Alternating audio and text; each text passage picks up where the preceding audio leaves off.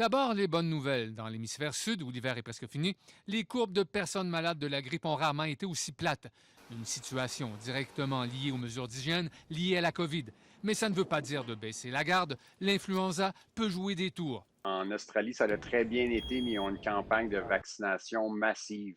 Alors, la pire chose qui pourrait arriver, c'est qu'on personne se fasse vacciner puis qu'on se ramasse avec vraiment une deuxième crise au mois de janvier. Puis là, le système serait vraiment pas capable de s'occuper des patients. Donc, ça va être extrêmement important que les personnes à risque prennent le vaccin cette année. Québec commencera donc à vacciner gratuitement une partie de la population qu'elle juge à risque, c'est-à-dire les personnes de 75 ans et plus et les personnes qui souffrent de diabète, d'un système immunitaire affaibli ou d'une maladie chronique au cœur, aux poumons ou aux reins. Les proches peuvent aussi recevoir le vaccin.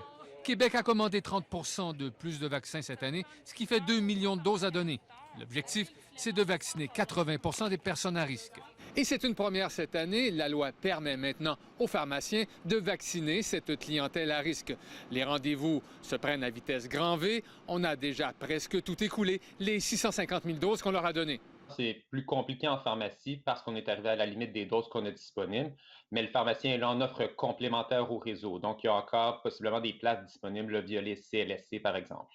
Dans cette pharmacie du centre-ville, 75 des rendez-vous disponibles ont trouvé preneur. Mais ça devient plus compliqué pour tous les autres non visés par le programme.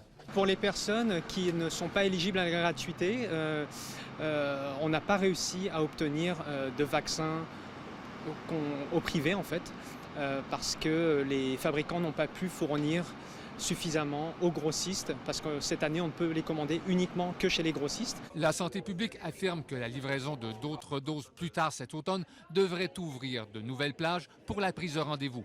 Richard Olivier, TVA Nouvelles, Montréal.